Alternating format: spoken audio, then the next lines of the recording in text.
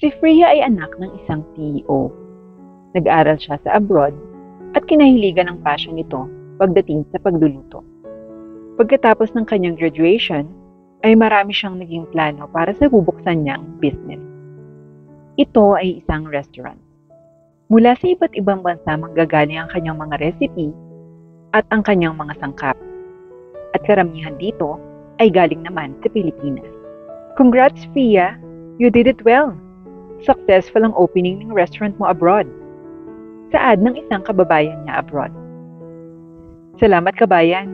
Oo nga, sobrang taas ng sales. Kahit kaka-open pa lang. Hoping for the continuous increase of sales. Masayang sagot ni Freya. Oo, at kapag stable na dito abroad, sana makapag-open ka rin sa Pilipinas. Alam mo naman, mahilig din ang mga Pinoy sa mga bagong flavors ng pagkain. Dagdag pa nito. Plano ko na nga yan, kabayan eh. Don't worry. Once na magtuloy-tuloy na to, mag-o-open ako sa Pilipinas. Patok na patok abroad ang restaurant niya. At pati ang mga taga-ibang bansa ay dinadayo na siya dahil sikat na sikat. Ma'am, out of stock na po yung ibang menu. Paalala ng staff niya na Pilipino din. Ah, sige, mag-order na ako ulit. Sagot ni Freya. Lumaki pa ng lumaki ang profit ni Freya. Marami na rin siyang nabigyan ng trabaho na kapwa Pilipino niya. Ni hindi madamot si Freya dahil kasabay ng pagkita niya ay ang pagtulong sa mga bata na nasa pangangalaga ng mga madre. Sister, don't worry, the next time I visit here, I'll buy more toys for the kids. Oh, and by the way, here's the money to cover for their school needs. Sabay abot ni Freya ng sobre. Okay, thank you very much, Freya. You're so kind-hearted. We pray for your safety and God will guide you as always. Kaagad namang nagpaalam si Freya kay sister dahil sa marami pang bagong menu ang aayusin. Dahil nagbabalak na siyang mag-expand para ma-accommodate ang iba pang mga customers niya. Ma'am, mas malaki na po ang space natin ngayon ah. Mas maganda po at marami ding customer ang makakapasok. Ani ng kanyang staff.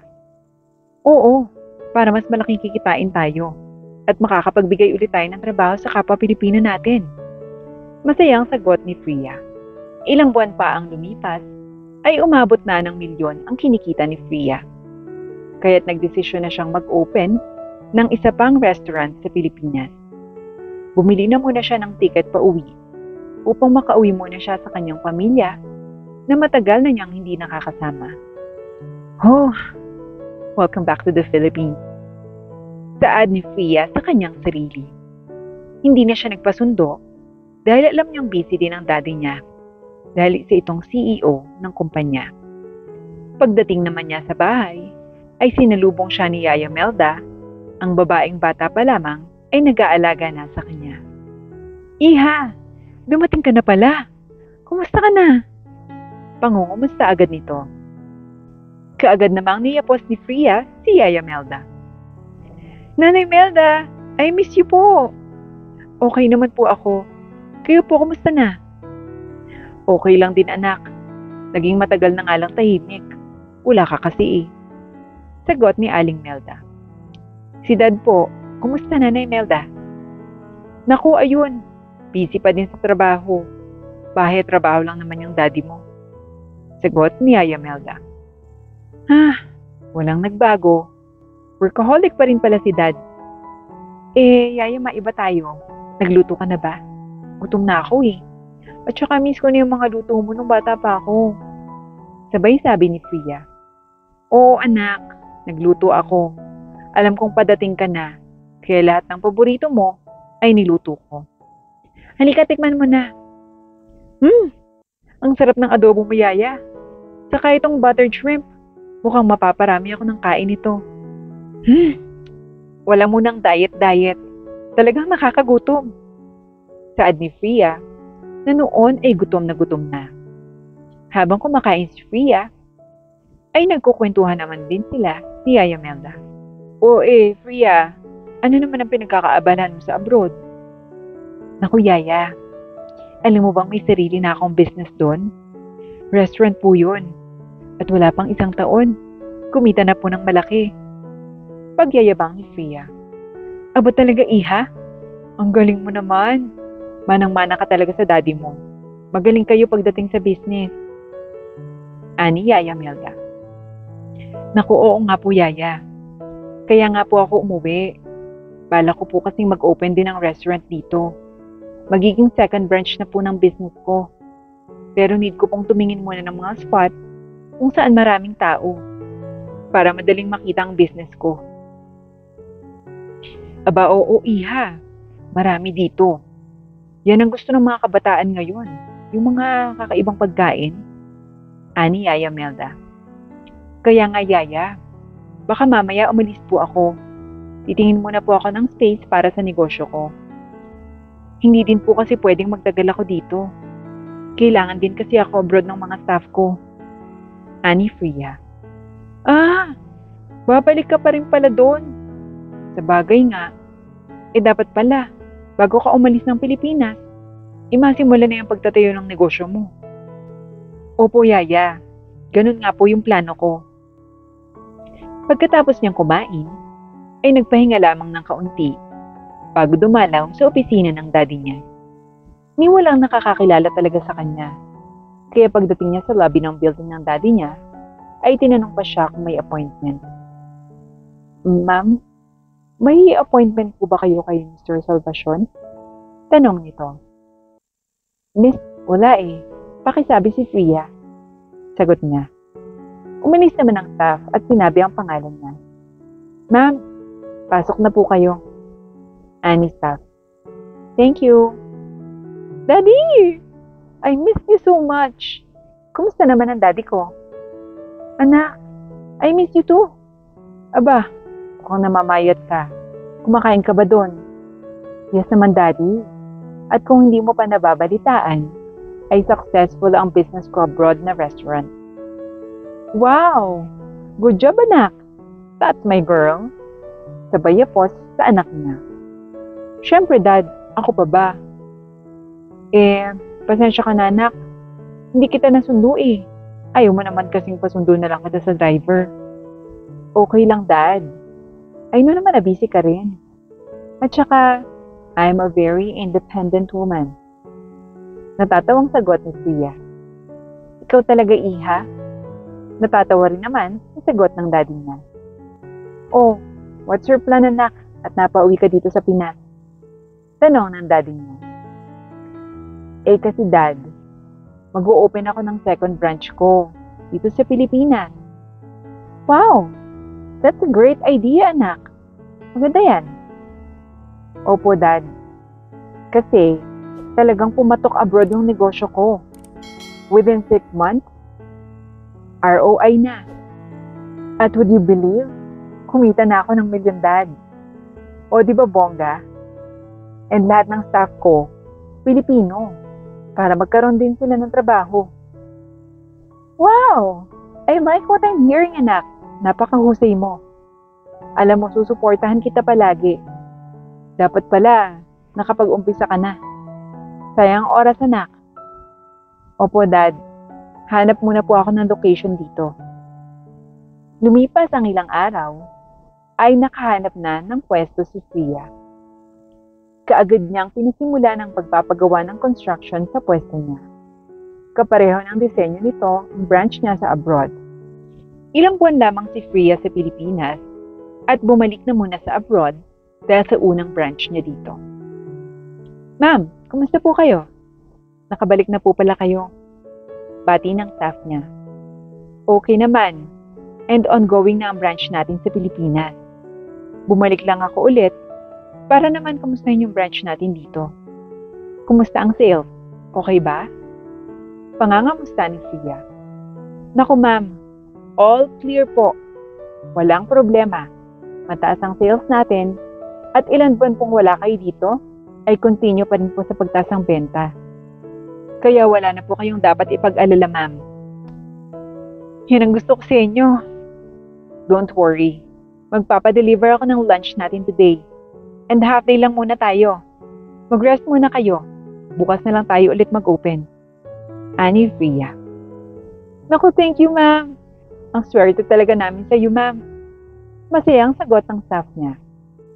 Hindi naman nagtagal si Freya sa abroad dahil bumalik din ito ng Pilipinas para sa pag-o-open ng kanyang pangalawang restaurant. At pinangalanan niya itong Freya's Restaurant. Ang assistant niya ang mga nag-hire ng staff ng business niya, kaya't wala ni isa sa mga ito ang nakakakilala sa kanya. Pagdating niya sa Pinas, ay agad siyang dumalaw sa location ng restaurant niya. Nagkunwari pa nga siyang hindi taga dito. Naka-short at naka-tsinelas lamang siya nang pumasok. Napansin niyang tinitingnan siya ng guard habang papasok sa loob. Ngunit hindi naman niya binigyang pansin ito. Nakita ni Freya na maganda at maayos ang dining. Ganoon din, mabango sa loob. At maraming tao ang nandun. Tinignan na niya ang menu upang umorder. At napansin niyang matataas pala ang presyo ng mga ito. Pa-order na siya nang bigla siyang nilapitan ng gwardya at tinanong, "Ma'am, excuse me po, masyado pong expensive ang mga pagkain dito at baka hindi niyo po mababayaran. Lumabas na lang po kayo ng tahimik." Ani guard. "What the hell are you saying? Palagay mo ba mag-o-order ako kung wala akong pambayad dito?" Sagot ni Freya. Dumating naman ang manager ng restaurant. "Guard, anong problema?" Tanong ng manager. Si ma'am kasi o-order ng mga pagkain. Baka hindi po mabayaran eh. Baka may estafa na naman po tayo dito, katulad nung nakaraan. Paliwanag ng gwardya. "Ma'am, I'm sorry, pero mahigpit na po kami ngayon dito. Ilang beses na rin po kasi kami natatakbuhan ng mga customer after kumain. Bigla na lang nawawala. At sa tingin ko po, hindi nyo afford yung mga pagkain dito. Kaya lumipat na lang po muna kayo sa mas mura. Marami naman pong karinderya dyan sa labas." Sabay hawak kay Freya na akbang palalabasin. "Excuse me, pwedeng huwag mo akong hawakan?" Tanong ni Freya. "Hindi niyo ba ako nakikilala?" "Teka, tatawagan ko lang ang assistant ko ha." Ani Freya. Kaagad naman niyang tinawagan ng assistant niya na siyang nag-hire sa mga staff niya dito sa bagong branch niya ng Ria's Restaurant. "Hello? Pumunta ka dito sa branch, ngayon na." Galit na sabi ni Freya. Kaagad namang dumating ang assistant niya at pinati pa ito ng guard. "Good morning po, ma'am." "Ma'am, pasensya na po kayo. Na-traffic lang po ako. Nakabalik na po pala kayo sa Pilipinas." Sagot ng kanyang assistant. "Yes, andito na ako. Alam mo bang pinapalabas ako ng mga staff at guard na hinire mo na yan? Dahil lang sa nakasimple akong pananamit at itsura kong mahirap, ay hindi ko raw kaya magbayad ng pagkain. May gano'n na palang policy ngayon. Kung ganyan din pala, I want you to fire every one of them. Kaya ko silang palitan lahat." "Ma'am, pasensya na po. Halika po ma'am, ipapakilala ko po kayo sa kanila." Sagot ng kanyang assistant. Nagulat naman ang gwardya, kaya't kaagad humingi ito ng tawan. Ma'am, pasensya na po. Lahat kayo, itigil ang ginagawa." Saad ng kanyang assistant. "Gusto kong ipakilala sa lahat si Ma'am Freya, ang owner ng Ria's Restaurant." Pakilala ng assistant niya. Gulat at natatakot ang mga staff dahil sa inasal nila dito kanina. "Oh, bakit parang gulat na gulat kayo? Hindi ba kanina pinapalabas niyo nga ako? Bakit? Dahil sa itsura kong wala akong pambayad? Nabago na pala ang policy ko ngayon. At dahil dyan sa mga ginawa nyo, gusto kong ilako nyo ang mga pagkain na ito sa labas ng building. Walang babalik dito na walang benta. Kung hindi, tanggal na kayo sa trabaho nyo. Kayang-kaya ko kayong palitan lahat kung mag-attitude pa kayo." Galit na sabi ni Freya. Kaagad namang nagbuhanan ng mga flyers at sample food ang lahat ng staff at bumaba upang ilako ang mga ito bilang parusa sa kanila ni Freya. Makalipas ang ilang oras, ay nakabalik na ang mga tauhan. At may mga benta lahat. O ano, mahirap, di ba?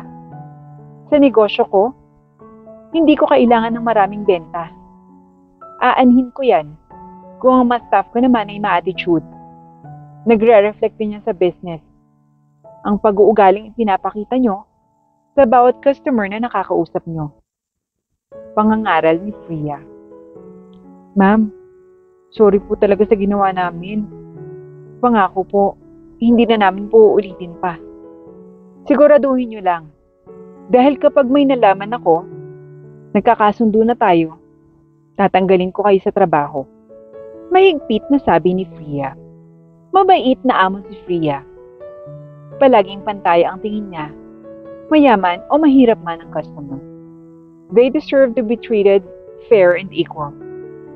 Palaging sinasabi ni Freya. Simula naman noon, ay naging maayos ang ugali ng mga staff niya at maraming customer din ang pabalik-balik na pumupunta at kumakain sa restaurant niya. Attention everyone! To all of you, we are now celebrating our 3rd month, and I am happy to announce and congratulate everyone for our successful business launch. Congratulations everyone! So let's have dinner to celebrate. Wow, thank you ma'am! Sagot ng mga staff niya. Lumipas pa nga ang ilang buwan, ay lalo pang naging matagumpay ang negosyo. Kaya't bumalik muna siya sa abroad para sa isa pang branch niya. Naging maayos ang dalawang negosyo niya, kaya't lalo pa siyang nakapag-donate sa bahay ampunan. Umabot na nga sa lahat ng sulok ng bansa ang branches ng Ria's Restaurant.